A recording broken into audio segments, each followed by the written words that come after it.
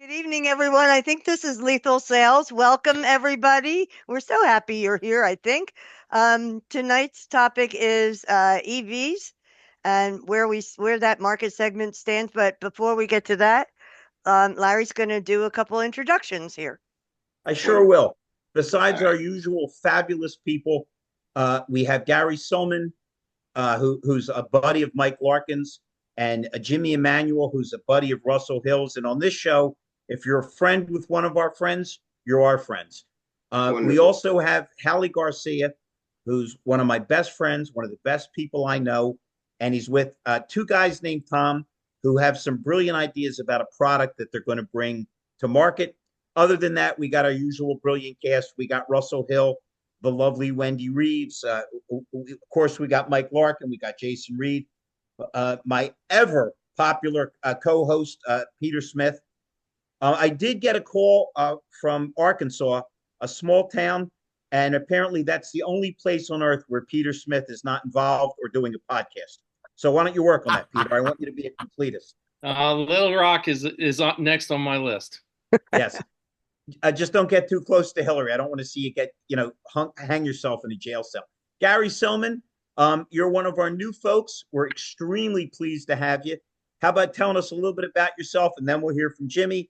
And then the two Toms and Haley are going to tell us about the revolutionary product that they're going to bring. And they're not going to pitch too hard, but trust me, these are the kind of guys everybody wants to know and be involved with. Go ahead, Jimmy. Oh, excuse me. Go ahead, Gary. I'm sorry. So there's plenty to deliver, but we'll try to keep it short. Wait a minute. You're okay as long on this show, as long as you don't say you were raised in a middle class family. This is a heavily conservative show with a great lawn. Yeah, exactly. Wait a minute, Peter.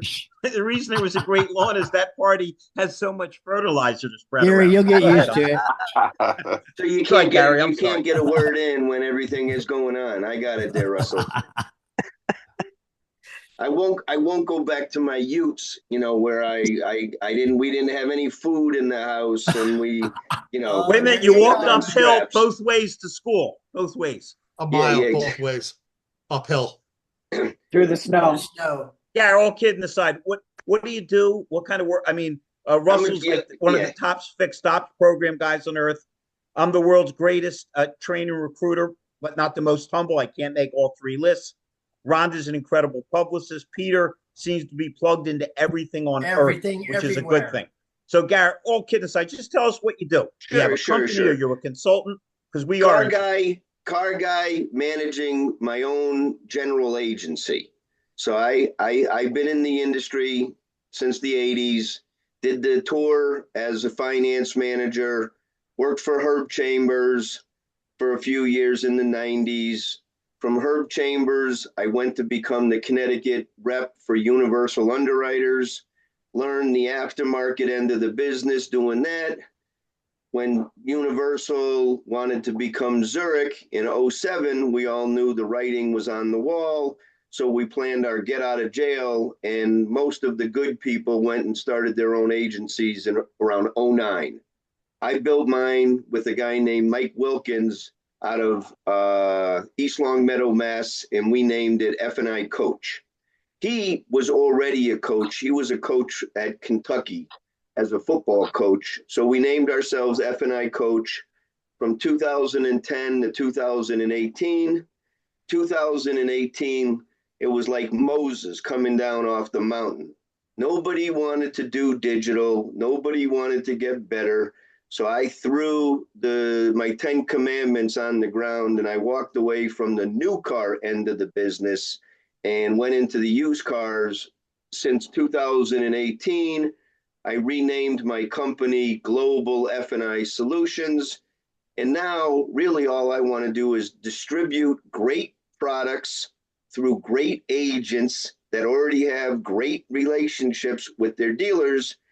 Just connect all the shit that they haven't been able to connect, and just bring in simple products and services that fit where it is. And so I do it via F&I products. Okay. So Michael and Michael's my twin brother. He's Orville, right? And I don't know who I am, but I'm the one that goes out and crashes the plane when we go out into the market and test. And so together for the last 4 years since COVID, he has been teaching me the digital marketing that I never knew. I knew the marketing and I knew the cars and the compliance. So together we're a nice package. And so now I had a nice young man that was working for me for 4 years. He was my global lending representative for Connecticut. And he got fed up with dealing with nobody being accountable, nobody wanting to grow. And he left probably a month ago. And so I saddled back up on Monday and I jumped back in the car and I drove the same route that I drove 24 years ago when I was a Universal Underwriters rep. And the auto industry hasn't fucking changed a bit. They do the same stupid things today than they did 20 years ago. They don't know how to greeting. I walked into about a dozen new cars. Oh, I'm sorry. I'm new. I got a swear jar. No. It's okay. Two things. One, It's your first, Rhonda is trying to buy a Porsche, so she appreciates your use okay, of so foul anything language. good. She could win a lot of money with me. Just I wait till understand the language myself. Okay. Wait till I get mad. The F-bombs come out real the second fast. thing is, I'm a recruiter. I love, and a trainer. I love how stupid and incompetent they all are. Because if not, I'd be a lot broker. Hey, the only reason we're going to jump off is we got a lot of new people, and I'm going to talk to you. Nice meeting everybody. Whoa. One other thing. Slow down.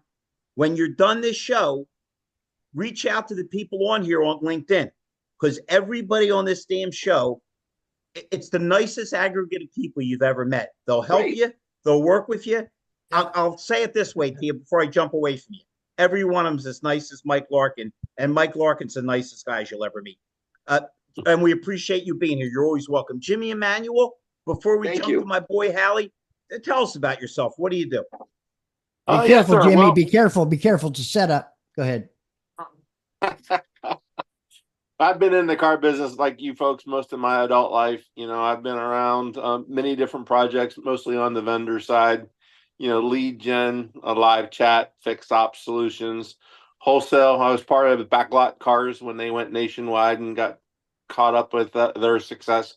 Made a lot of money there. Backlot Cars was a bunch of great folks. But currently I'm with cars.com and their suite of products. I manage San Antonio and Austin. So inside the cars.com portfolio, we have our marketplace listings. We have Brian Kramer's AccuTrade tool. We have some media solutions. So I can talk everything on all four sides of the globe. Same thing, Jimmy. When we're done this show, reach out to everybody on it. You'll find support. You'll find love. And just so you know how tied in we are, I've known Bob Hollinshead almost my entire life. And when he came out, I came to that crazy house he has by the side of his mansion to show him my training thing. He heard somebody say that Feldman's crazy, but it's effective. And I figured he'd give me 20 minutes because how busy he is. 5.5 hours later, he hugged me and said, best training I ever saw. He wrote the foreword on my book, Inner Moron Demon. So you are more than welcome. Man, anybody that's hanging with Big Bob and Brian Kramer ain't no fool. So reach out to the people in this program. We'll help you. We'll work with you, and it's our pleasure. And thank you for joining us. Mr. Garcia, Mr. Murphy, I think the other Tom said he was going to join. Just give us a little inkling as to what you're doing, what's next, and what's happening. And thank you both for joining us. Yeah, and unfortunately, Tom, at the last minute, got caught up in another call. He's on 2 hours behind, so... But wait a minute. Don't let him off easy. Tell him he missed the disgusting hacker and a chance to hear what Gary Silman does. I mean, come on. This was pretty interesting. So I want to yield most of my time to Tom Murphy, but just quickly about myself, just a 40-year hard dog veteran. I've done everything. Spent about 2.5 years on the vendor side, VP of sales. But I've done it all: sales, used cars, finance director, GSM, GM. I just love the business. And I've known Mr. Murphy salt of the earth guy like Larry, just going on 24 years. And basically, he was giving birth to this baby, started back then, really. It's been an ongoing, incredible development. And I don't want to take any of the steam away from him, but it's going to revolutionize the automotive retail industry. And it is the most exciting thing. It's a proprietary platform that is just right now starting to explode and going. It's just going to be an incredible nationwide event. And with that, I yield to Tom Murphy, CEO, founder, creator, and overall really, really smart guy. Damn, Hallie, I know I can't live up to that. Being Irish, I'm not often uncomfortable speaking to a crowd, but you stumped me there for a second. Nice to meet everyone. Thank you for indulging us just a few minutes. Like Hallie, I've been in business. Let's see, it'll be 40 years in 25. So 1985. I'd like to say every meal my kids have ever had is courtesy of the car business, so it's personal. And I love the industry. It's done a lot for me, like a lot of you. All that said, the platform that we built was originally built for manufacturers, and as Hallie mentioned, the story really begins. It was born conceptually back in 1999. We filed for some IP, got some patents, but couldn't really. It was a product before its time, and it was developed for the manufacturers, and it was well before its time as far as they were concerned. They're a little slow moving. Anyway, all that said, we spun it up again in 2018, raised just a little over $6 million, built the product, piloted the product, had some unbelievable results coming out of our pilot. About to raise go-to-market funding when we realized the world was ending. This was mid-March 2020. So we all remember mid-March 2020, right? Yeah. Luck of the Irish, Murphy's Law, call it what you want. But that's when we were getting ready to raise the money to go to market. So that obviously put us on pause for a little while. We've really just spun it up again. As Hallie said, we're just spinning it up now through a partnership we have with Lot Pop. Some of you may know Lot Pop. Hallie and I both work with Jason Rice, and we're white labeling the product through Lot Pop to kind of get us started. So we don't have to raise go-to-market funding. Jason's an old friend of mine, so we partnered up, and I'm serving as his president and chief strategy officer on the one hand, and on the other, bringing this product to market. The product itself, really, what it's designed to do is bridge the gap between the desk and the dealer. If you stop and think about it for a moment, the guy with all the access to the customers has a limited understanding of the value of the deal, and that's by design. And the guy with all the visibility into the P&L has little, if any, access to the customers at the time of sale. So that's just a fundamental gap in the industry where, it gave rise to save a deal meetings, which all of us recognize were important, but none of us ever do because there's no return on that time, right? It's just, you're trying to recreate that magic moment when a customer said yes to something that now they've had time to think about, they've left, they've shopped, time's the ultimate killer of all deals. So what we built is a platform that affords the opportunity to have a save a deal meeting in real time before the deal is lost effectively. What we do is we go to the desk. The way we implement with a dealer is we approach them and say, look, change nothing about the way you sell cars at all, right? Because we're not relevant when you sell a car. We're only relevant when you can't sell a car. What I mean by that is every time you desk a deal, there's a binary outcome. Either you make the deal or you don't. That's historically the fact of the matter. But 100% of the time, if you've negotiated a deal in good faith, you either make the deal or you miss the deal. But 100% of the time, there's a number driving that decision. Meaning, if you made the deal, it goes on the delivery log, and you can tell me how much you made. If you didn't make the deal, you can tell me how far away from an acceptable deal you were. And if you can't give me that number, then you weren't truly desking the deal. There's some other variable, there's some other objection you haven't dealt with. But if you're sat down and you've got a good faith offer and you're trying to make the deal and you just can't get there, that's when our platform becomes relevant.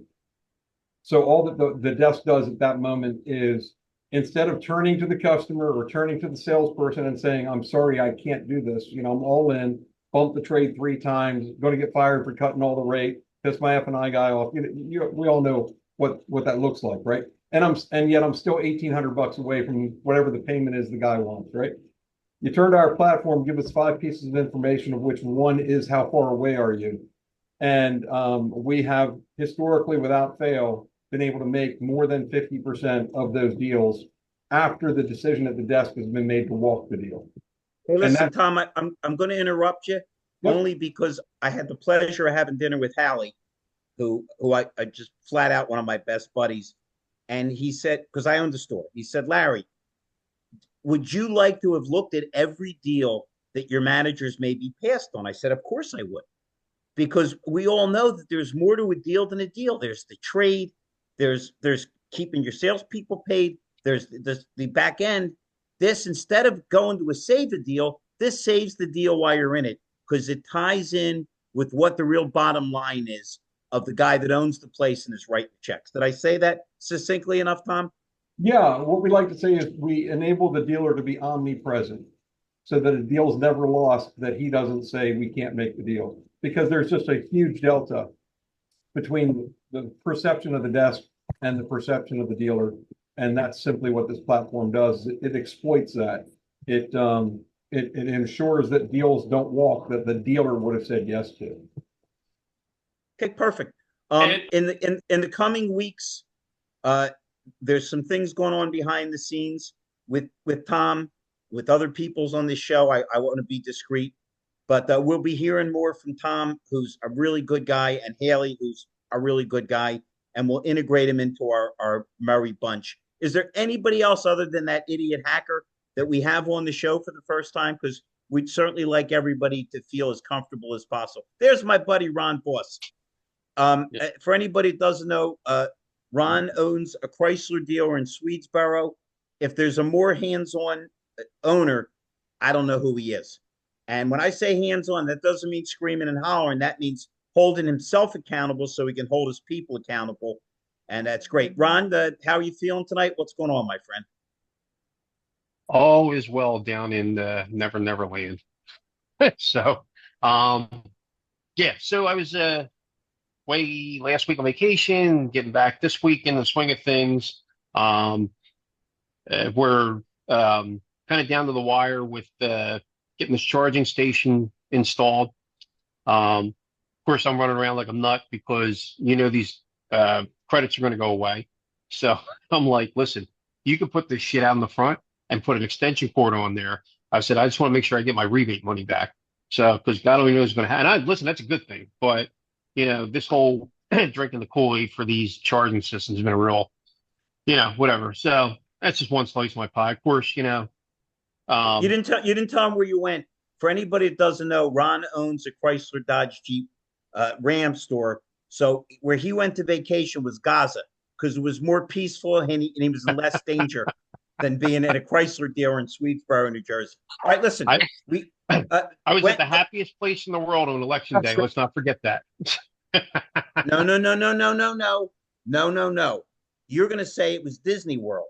The happiest place on earth on election night was in front of my TV, because I'm a Jewish American, and all of a sudden I had a president who has our back and has our country's back. All right, enough with that.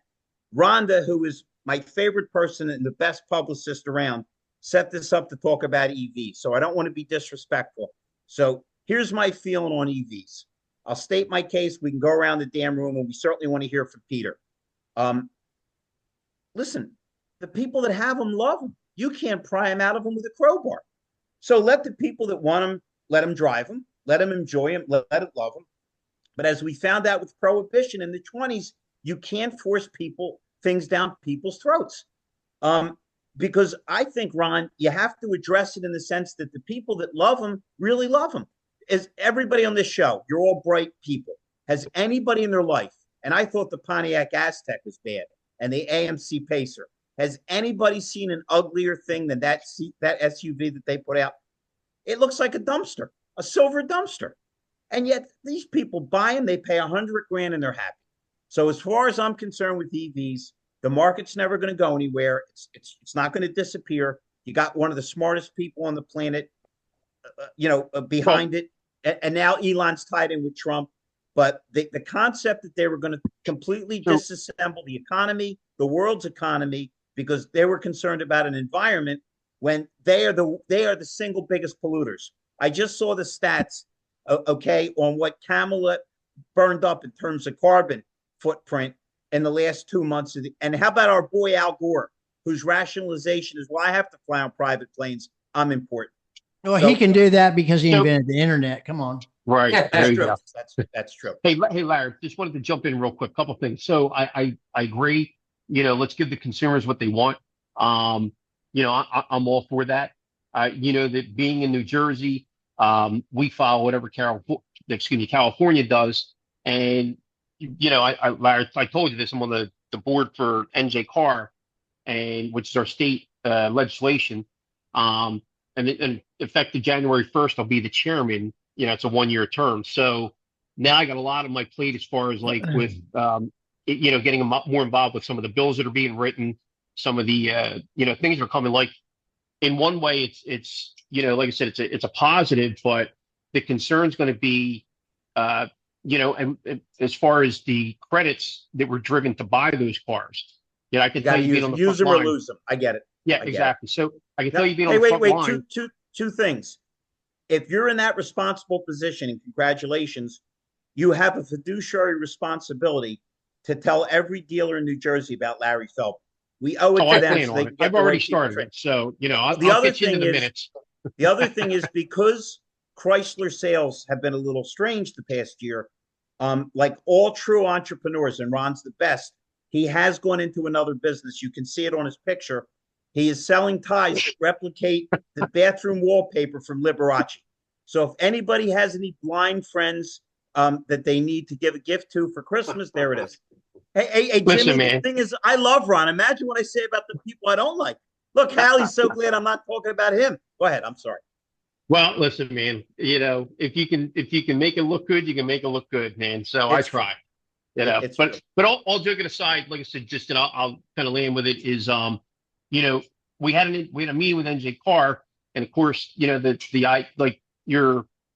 kind of things are like a little bit of limbo because if the tax credits go away, um, you know, the fact of the matter is, being on the front line, I've never really had somebody come in and say, I'd like to look at an electric car because blah blah blah. It was incentivized that it made it lucrative to just buy that car. So now But if you put, hold on. let's just, I'm not kidding. Think about the wisdom that Ron just imparted. I was a Hyundai dealer, and before Hyundai got fabulous, the only thing they were good for is they had big rebates, and everybody that was upside down or we needed a shot with, we used it. So it's right, Hallie. yeah, How long have we said it? Everybody works their pay plan, including dealers and including manufacturers. Go ahead, Ron. yeah. So and with that being said, like, we know that incentives definitely enhance and drive those sales. But in this case with electric, like, let's rewind back to when we got the first Teslas, and they were like 80 grand was back in, I think, 2007, 8, somewhere in there when it was just coming onto the scene. And so the people that were buying those vehicles, that was that was when they started with the federal tax credits and stuff. They were buying those vehicles simply to get the tax break. They already had like other transportation.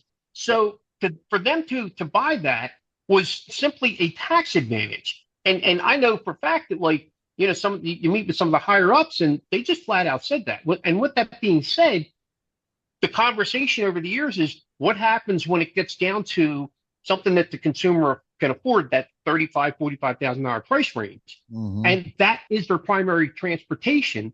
And Mhm. what does that look like? And this conversation goes 100 different directions based on that. And I just want to kind of keep it simple is the electric car is just simply not set up for everybody. Again, I'm not opposed to it. I'm kind of like joking around with this, when I'm telling you about how I feel about the Charger. But nonetheless, Ron, back to have you considered changing careers? Everybody on this show, because apparently they had $7 billion to build Chargers, and they bid 12 of them. I'd like to get a yeah, piece of that money. What do you think, Russell? of course. Who wouldn't? Who wouldn't want to do that? But all that being said, like I said, and as crazy as it sounds, I'm one of like a handful of dealers in the South Jersey area that had signed up for this program. So the other thing is like I know this like and I'm really this is kind of such a weird time. We have three different lines coming: the Wagoneer S, the Charger, fully electric, and then I think sometime in 2025 the full electric Ram.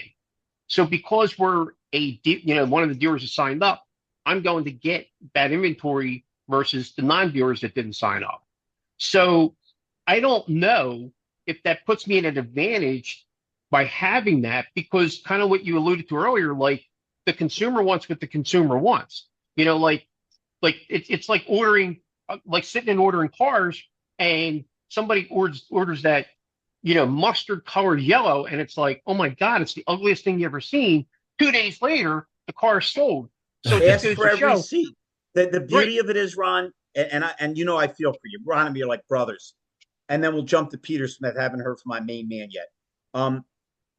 You'll be fine because exclusivity is always the key to everything. Nobody likes to buy an expensive car and you go home and the next night and your neighbor has the same expensive car. If they gave every dealer these cars, I think you'd be in a little bit of trouble because again, with Absolutely. the tax credits off, it's going to change the viability. Yeah. But if you're the only guy, you're going to find some lunatic from Yeah. Oregon that calls you and says, Oh, "Can I possibly get that car?" Yeah, I think Yeah. you're in a great position, Ron, myself. And I saw a video of that electric charger. Pretty impressive, man. Pretty Yeah, impressive. and I Russell, just think it's hilarious. The Charger is an electric car. I All mean, right. could If you you have jumped done a into this different name? I conversation mean, late, yeah, right. what is going like? Couldn't we just Listen. have done a different name? I mean, that is so And bad. Jason, I'm going to blow your mind. When you get off this call, go on Facebook or look up Drop Top Customs. They're out of Virginia. The guy got the new Charger and already made it into a convertible. It was like, now I have one issue with this. How does the conversion company get the damn car before I do? Okay. So that's always like To build the hype. right. But Hey, nonetheless, before we jump to everybody else, we haven't heard from my main man, Peter Smith, and then let's hear from Mr. Larkin and Wendy. We got Santa Claus on the damn line. Peter, you're tied in with everybody everywhere, and God bless you, my friend.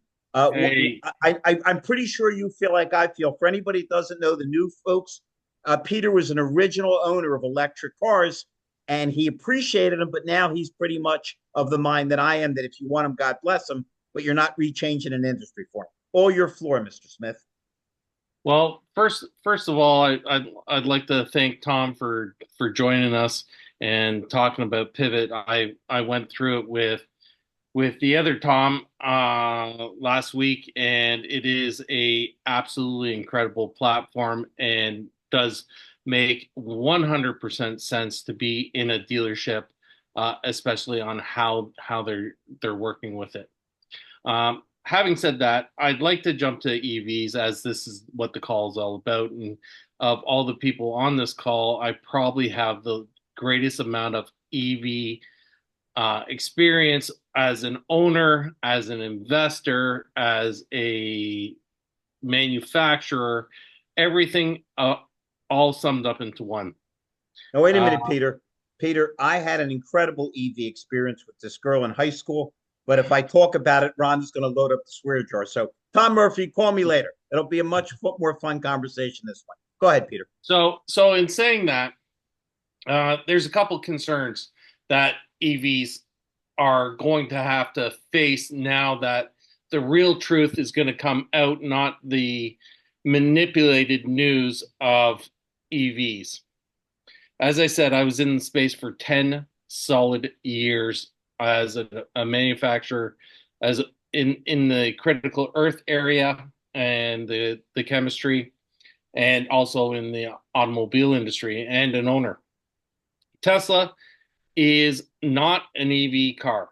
That's first of all, let's get that straight. No one understands it. It is a data capture unit. That's all it is. It's capturing data. And it's capturing it at an alarming rate that most people don't know. And it is actually feeding the AI industry tremendously. That's Damn where the right, value. man. that is where the value is in it for Tesla. It is not as an automobile, because it's not one. It's the worst car you will ever drive.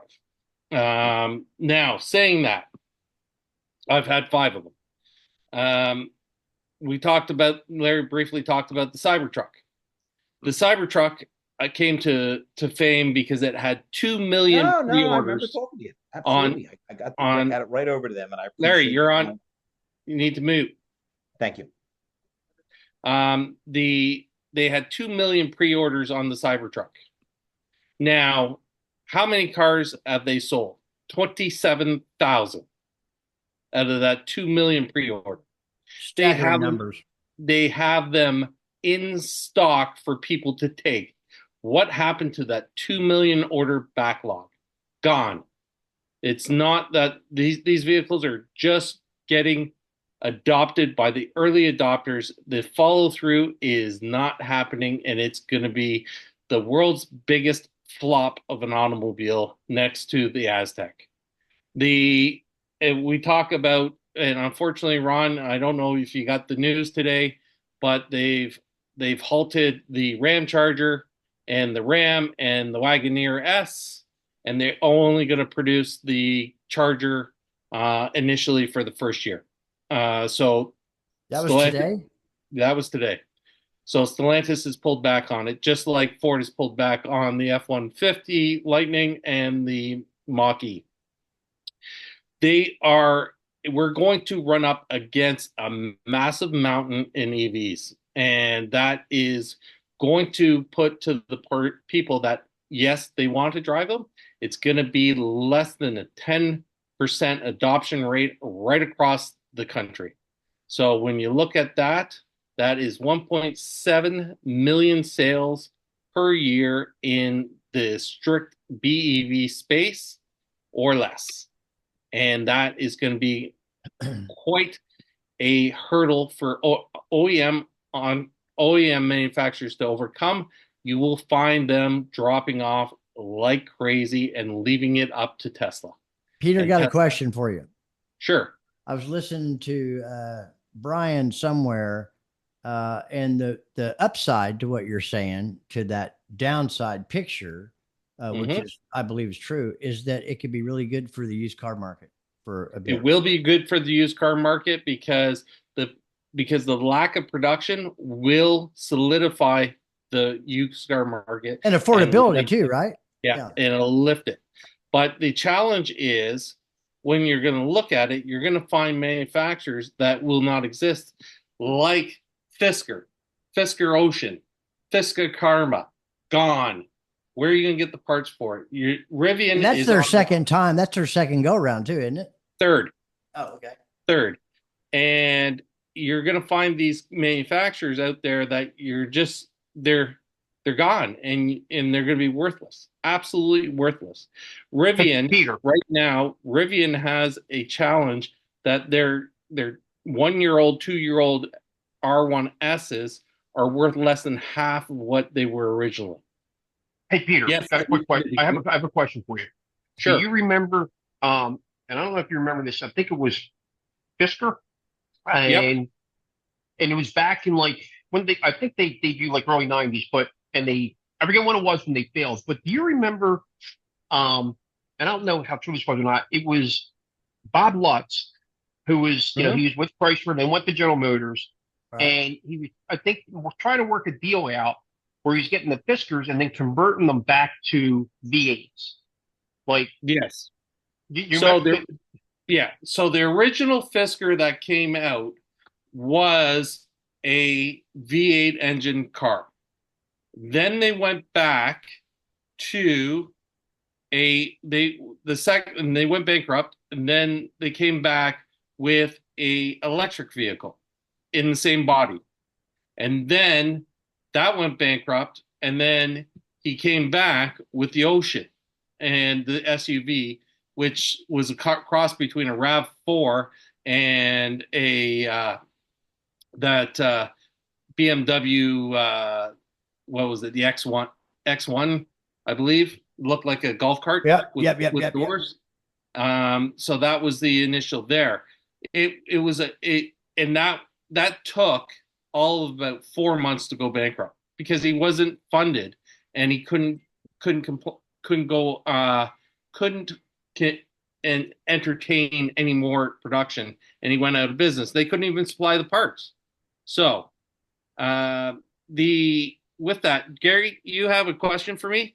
Yes, I do. Am I unmuted? Yep. Yeah, you're good. unmuted. Hey, so you made it, and I must have been floating around. What percentage of new cars are they saying like next year is going to be totally EV?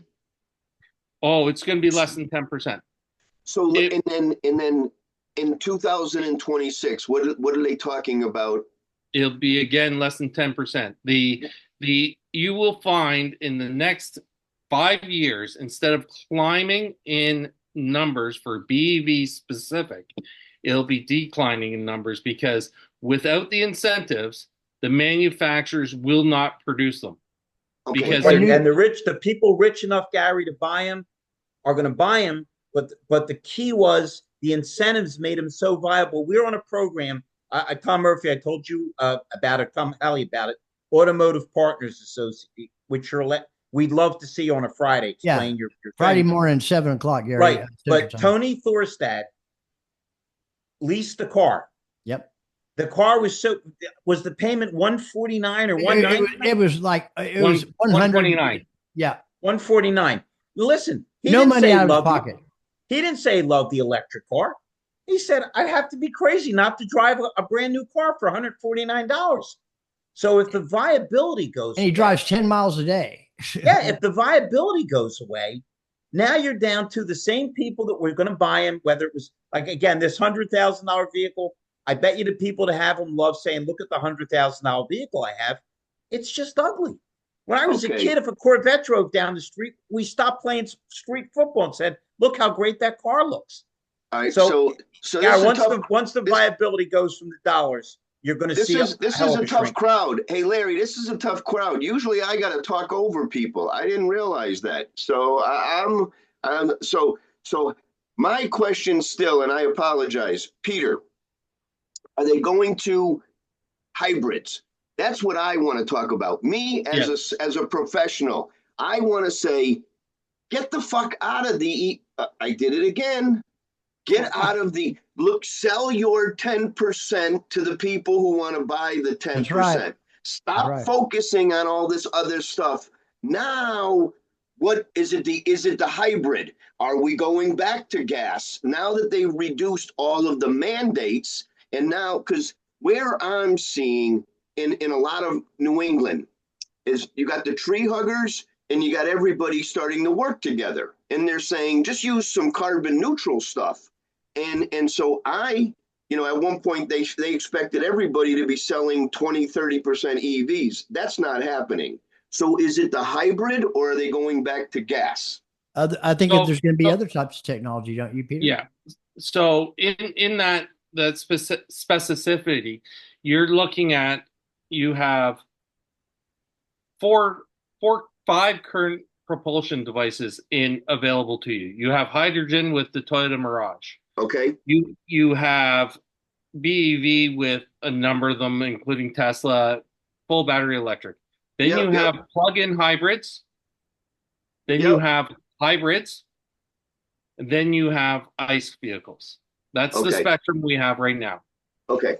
You are going to find that, which is hard to believe because there's only a couple states that actually sell hydrogen. There's only 2 provinces in Canada that sell hydrogen for automobiles.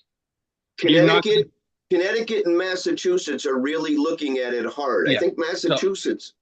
So you're going to find that as a zero emission vehicle option. BEV, you're going to find that it's going to stay right now. The national average is about 6% in registrations, and it's going to max out. And I've always said this, around 10 to 12% max. I used to try to say 20%, but it's not even getting to that point. It's not even getting to that point. Because right now, I'll tell you, there isn't the critical earth available to make 20% production. Okay. They should have, So it's just Gary, not happening. It's they not should have happening. used their damn heads. Toyota was ahead of the pack. Yeah. Hybrid. If you really Yeah. have a concern, you go with a hybrid. You don't, So you don't the go that the far. Hey, benefit. listen. Hey, Peter, give me 1 sec. We're having so much damn fun. It's 7:52. We haven't heard from Wendy or Mike Larkin. How about if we Sure. just hear their thoughts and then we'll circle back to you? Wendy, Mike, whoever wants to speak up, your thoughts, your feels, whatever it is. We'd love to hear from both of you. Go ahead, Mike. I would defer to Mike. I'm just going to be a fly on the wall today. My knowledge is limited about EVs. I know I'd like to have a hybrid here in the Phoenix West Valley, but I defer to you guys. Yeah, so EVs and politics. Isn't it weird how we just came out of the Democrats being in power and it being forced down our throat, yet we hired or we elected Trump and he's got Elon Musk as his main guy. I mean, I don't know. I'm confused about it. Because remember, let me help you. Let me help you. And this is just my opinion. Elon Musk is brilliant. It's scary how smart this guy is. Elon Musk built a car that attracted a certain caliber of people, and God bless him. But Elon Musk never put a gun to anybody's head and says you have to drive this or else. That was the problem with the political decision. I'm not knocking the cars. They're fast, they're fun. I get it. But you can't say to people, this is what you're going to do. Didn't work. Hallie, I don't know if you know this, and I'm not making this up. The government actually poisoned some whiskey to distract people. They were willing to kill citizens to deter them. This is what rose Al Capone up to the equivalent of a billionaire. They enriched every street gang. Sound familiar with the border? So Elon Musk's thing was, I'm going to build something that people are going to really dig, because the people that really love the electric cars, I don't think you can get them out of them. They're free. You can't talk John Ellis out of an electric car for $1 million. Nope. But the key was, he didn't say you have to do this. If I call up Russell Hill, who's a smart, independent guy, and say, Russell, I got a great idea. What do you think? He'll say, Larry, I respect you. I think you're a little crazy, but I respect you. Let's try it. But if I call up and say, let me tell you what we're doing, Hill, that phone call is going to be real quick and real fast. I think that's it. I think it's that they tried to force on us a decision that not only didn't need to be made, but rewarded our worst, most dangerous enemy, China, and hurt people's economies all across the country. I want to say something here to Peter. What Peter said, this is about data. This is about AI. This is about a delivery system and masked in some other form. And we're going to see much more of that. He's so far ahead of the curve, thinking what's going to happen with that. I mean, it's just absolutely. I can't even fathom.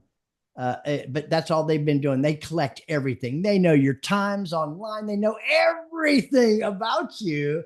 And talk about a CDP and what you're going to be able to do with that. It's going to be just it's off the charts. Hey, Russell. Hey, we got Fred. Oh, just Tom, 1 sec, real brief. Yep. We got one of our best buddies. Want to know him is to love him. Fred Thorne, aka Santa Claus. Fred, before we jump back to Tom Murphy, any thoughts, my? But this is Wendy's, I would say, better half, but I don't want to get in trouble with Wendy. But again, one of the nicest guys you'll ever meet in your life. Fred, any thoughts? Well, here, when I got online, I was over in Scottsdale at Used Car Week. And, of course, everybody went crazy, you know. And I'm driving back, and Wendy sent me a link. I said, that's right. So I got on there, and all of a sudden I thought it was your butt you were showing me. But it wasn't yours, somebody else's. The hacker.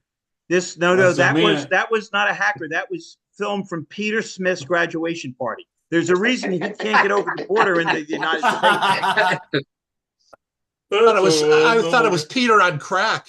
Oh, you gotta stop. That hurt my stomach. We were all on crack there for a minute. Yeah, right.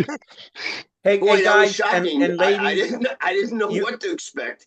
But Gary, I started listening. Keep showing up to this show once a week, and that'll ring true. Every damn one of you is welcome back here anytime you want to come.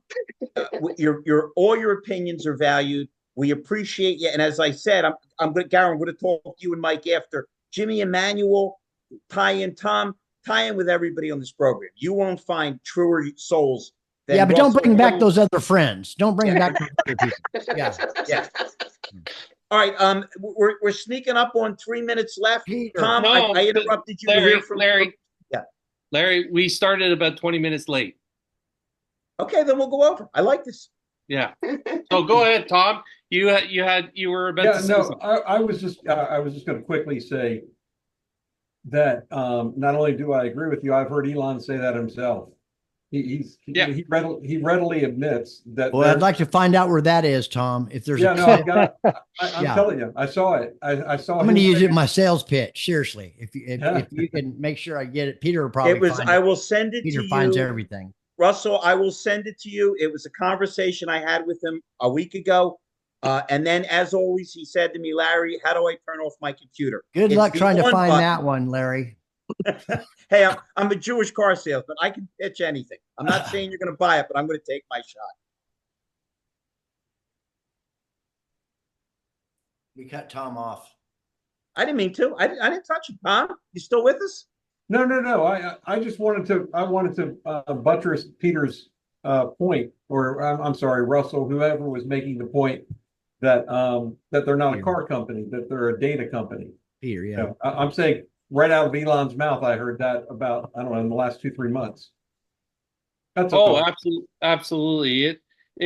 He talked about it in the last 6 weeks, and I've known it for a long time. And when they turned around and said that he was going to open up the superchargers and put NACS cords to all manufacturers, which is the Tesla specific charging cord, I started laughing my ass off, because delivery system is capturing the data from the other manufacturers. Did you plug it in, right?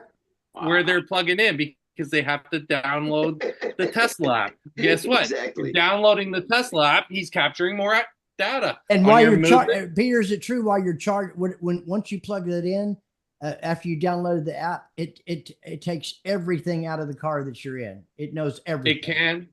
Usually, there's a Canadian company that I'm seeing a lot called Flow for charging, and so. But you're absolutely right with Tesla holding everybody hostage, and they'll have all the data and they'll just eat it up. That's the smallest part of this whole EI revolution. Now, think about this. As a car dealer, would you not like to know everything about your customer before they came in? Yeah. Every single thing.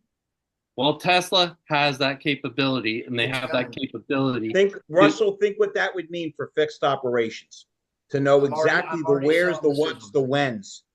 Yeah, you cannot go into a Tesla dealership. Well, sorry, they don't call them dealerships; they call them service centers, because they cannot be dealerships to skirt the franchise law. That's right. You go into a Tesla service center with your Tesla, and you drive it up, and you come in and you say, my car does this.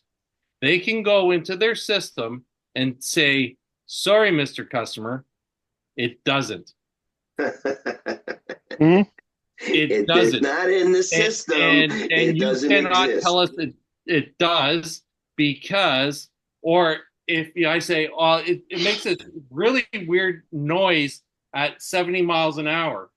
Well, sir, we went back through the data of your car, and you were doing 110 miles an hour. And they can tell everything. They do not need to even hook up to the car, because the car is 100% all the time hooked up to Fremont, California, where the stupid thing was built. And that was one of those. And the other side of it, and this is me being a little bit knowledgeable on Tesla, you don't buy the car. Even though that you write a check for the whole amount, you don't buy the car.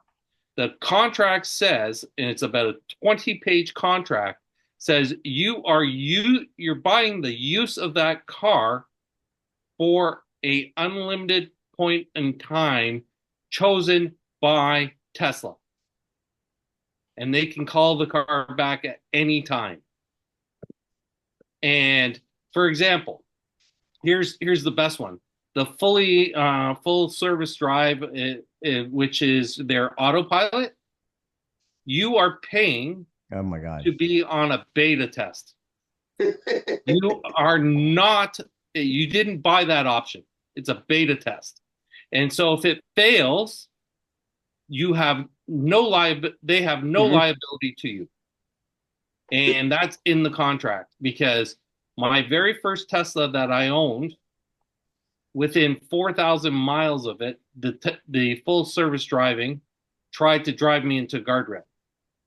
And when I went back to Tesla, they took the car completely apart and rebuilt it, and they tried to get it to go straight again, and it couldn't go straight. And they turned around and they said, well, sorry, the full service drive is being disconnected on your car and you can have it back. I said, but I paid for it. And they said, no, you paid for the beta test. So they ended up buying the car back from me for what I paid for it. Hey, Peter, remember on last week's show, a guy said that he researched it, and that if there's an accident while it's the car's being self-driven, the insurance companies aren't covering it. Correct. So it's like the things on top of the things in this can boggle your mind. And they just announced that in New York, they will not cover insurance for any commercial building parking that has an electric vehicle in it.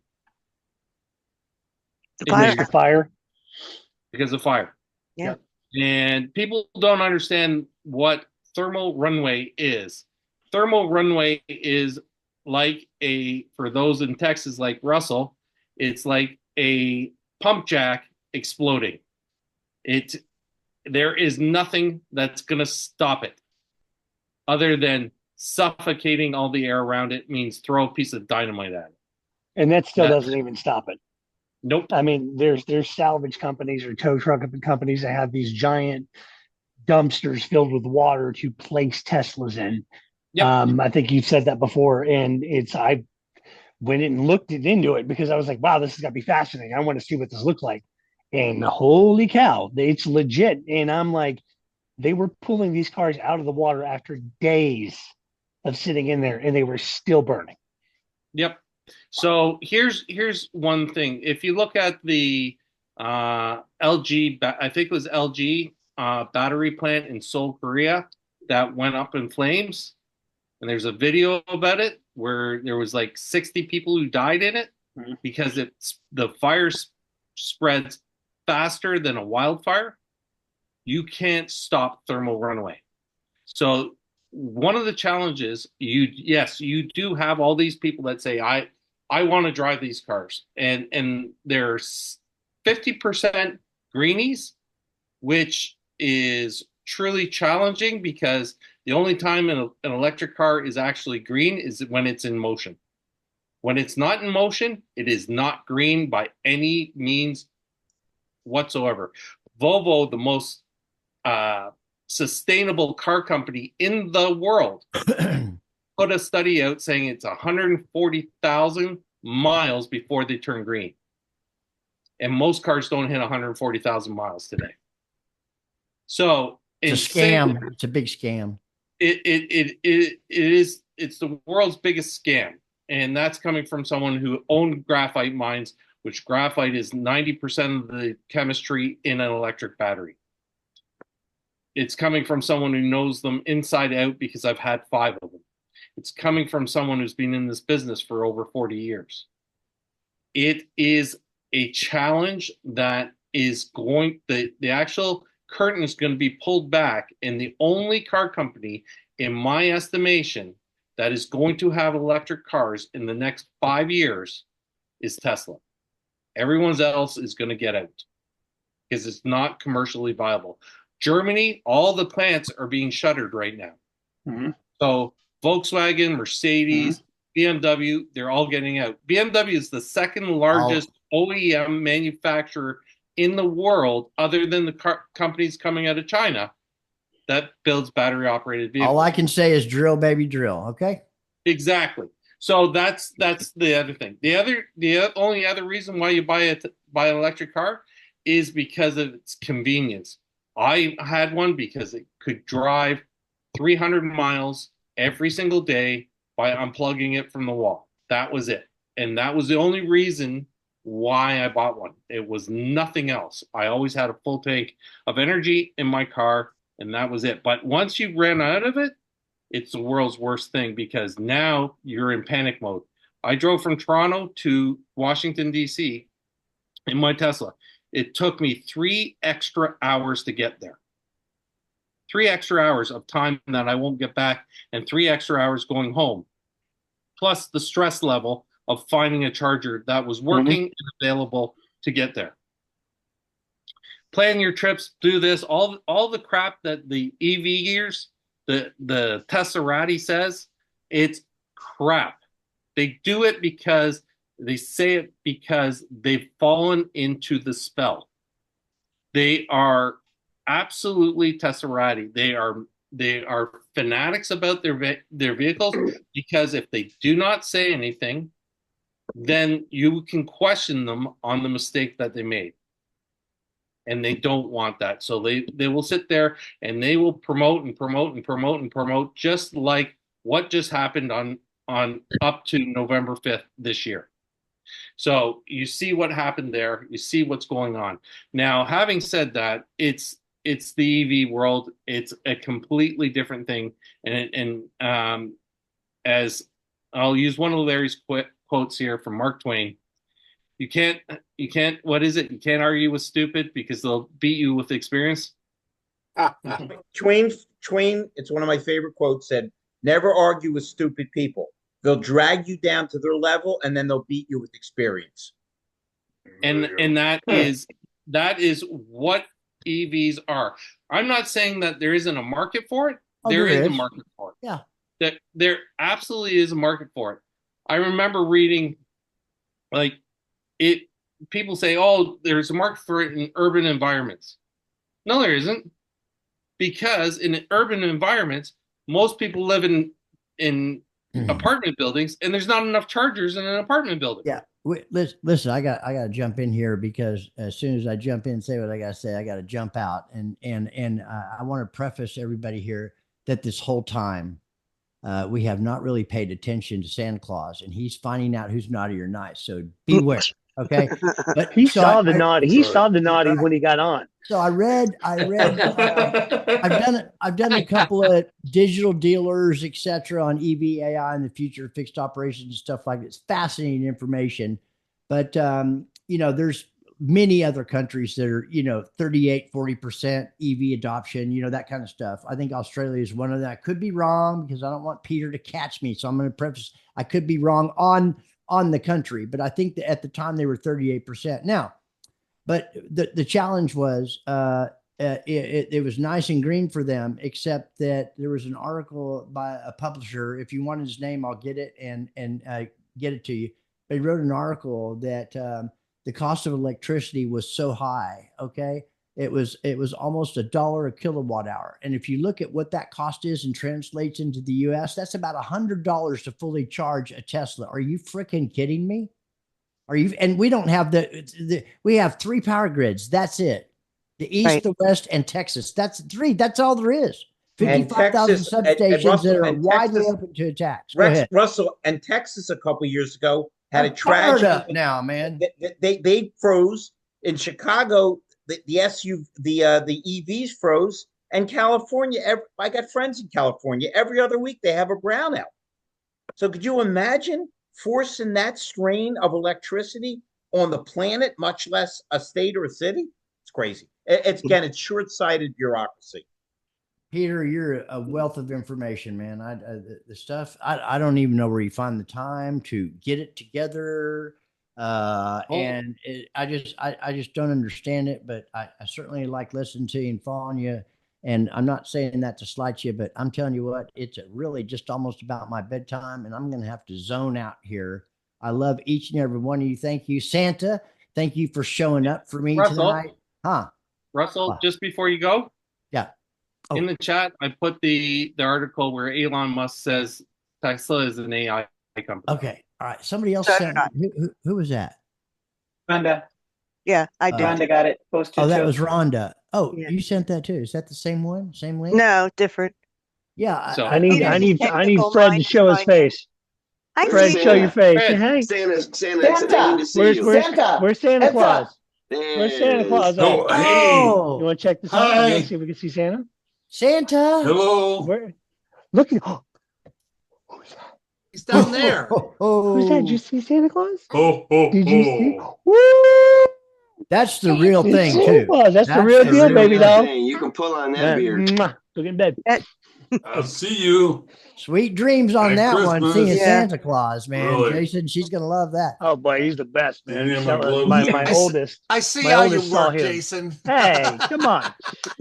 Hey, Tom My- Murphy, and you were worried about being on the show because we're too formal. Do you get it now, my buddy? This is the loosest, most fun podcast you're going to trip over, my brother. And you're My always turn. welcome. My turn. No, Oh my gosh. I've only seen that one other time, and it was with what's Ian her and name? Jeff. Yeah, I don't know how that happened, but where is that Sarah? Was that Sarah person a real person or No, I don't think so. I think That's she where it came started from it. then. Yeah. Because it came in right after that, and Did she talk like a real person, but then she turned into not real person. anyway, Or real in a way that nobody when wanted I to bowed out, I restarted my computer and turned on my VPN, baby. I'm done. Anyway, I ran for the hills. Yeah.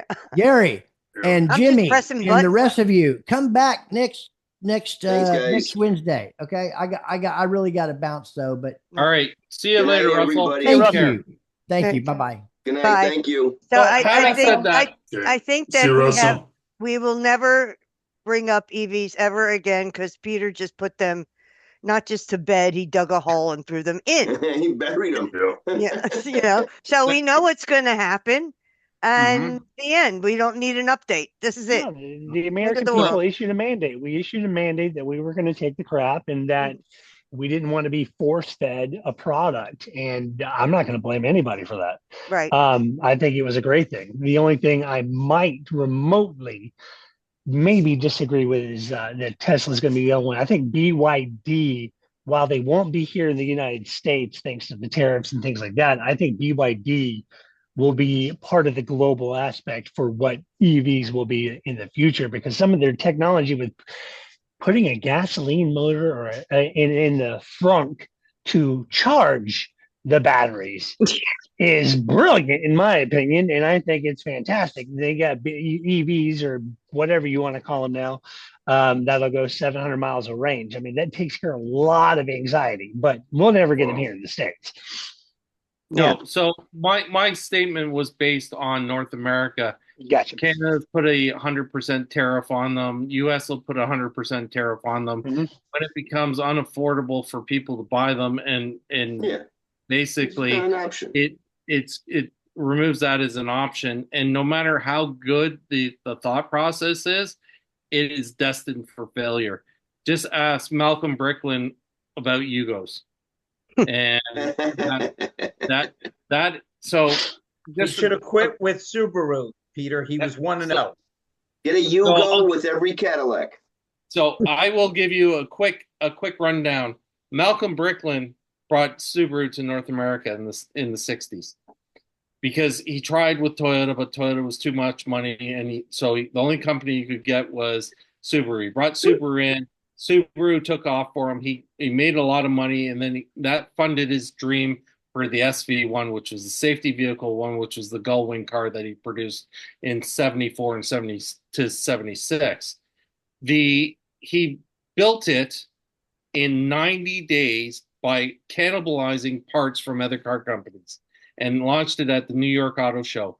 He built, and then after he launched it at the New York Auto Show, he needed a place to manufacture it, so he chose New Brunswick, Canada, because we gave him the tax credits. Well, the distributor for Bricklin lived on the same street as I did as a kid, and there was about 40 Bricklins within a 1 mile radius of my house, so I saw them everywhere. Then Bricklin failed. He brought in the Yugo and amongst the other engineering feats that he brought out, but two weeks ago, Malcolm Bricklin accepted my connection on LinkedIn, and we have been talking ever since. And it's been a delight listening to a man that was so influential in our industry that it was incredible. That's freaking cool, tell him I man. said hello, That is Peter. very cool, Peter. But it's not as cool as me and Alon being best friends on X. Hey, Peter, tell him I said hello. He might remember I interviewed him when I had my Cadillac store. He was way past the Yugo. Don't laugh. He was working on electric bicycles was his big thing at that point. But you're right. He's just a good guy. He's a visionary, and he's a entrepreneur through and through that is going to throw everything at the wall and then come back and return what the 90% that doesn't stick and do it again. So hey guys, it's 8:18. I'm tied in with my friend Mike Larkin and my new friend Gary. Does anybody have any last minute thoughts? Again, everybody's welcome. Any week you want to come in, Tom and Hallie, anytime you want to bring the other Tom on. And definitely hook up with us at the Automotive Partners Association. It's every Friday, 8 a.m. Eastern Standard Time. And they basically give the whole program to somebody to talk about the good, the bad, and the ugly of what it is that they're bringing in. It's the perfect format for you guys to jump in. And Peter can set it up. He's the prime entrepreneur behind that thing anyway. Thank you, Larry. Thank you. Just to let you know, just some housekeeping issues. Because Thanksgiving is on a Thursday, obviously, that wipes out one of my shows this month. So I will be doing a combined show tomorrow night on the Automotive Innovators and Disruptors. It's going to be a Thanksgiving, and it's going to be a roundtable event, and it's no holes barred, because we all know that there's someone at our Thanksgiving table that says things that we may or may not agree with. So I want a great event there. And on Friday morning, we have on the APA, we have Mary Lanata, who has been on this show.